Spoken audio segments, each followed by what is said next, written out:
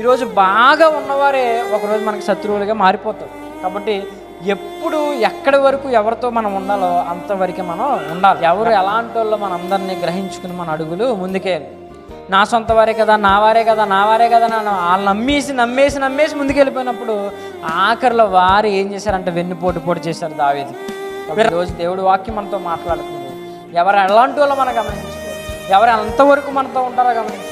ఎవరు ఎందుకు మన దగ్గరికి వస్తున్నారో గమనించుకోవాలి. ఒక వ్యక్తిని మనం నమ్మి ఈరోజు ఏమవుతున్నాం, బాధపడతాం చాలాసార్లు. ఒక వ్యక్తితో మనం క్లోజ్ అయిపోయి బాధపడతాం. ఒక వ్యక్తితో అన్ని చెప్పేసుకుని బాధపడతాం. నువ్వు ఎవడమంటే నువ్వు నా సహకారివి, ఎప్పుడు సహకరించావు, ఎప్పుడు తోడుకున్నావు, అన్ని విషయాల్లో నా వెనకాలే నువ్వు ఉన్నావు.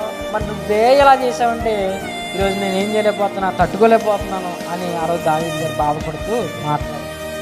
నువ్వు బయటోడు ఉంటే నేను సహిస్తాను, బయటోడు అంటే నేను భరిస్తాను, నేనేంటో నీకు తెలుసు, నేను ఎలాంటోనో నీకు తెలుసు, ఎలాంటి మనసుతో నేను ఉన్నాను, నేను ఎలా ప్రేమించాను నీకు తెలుసు.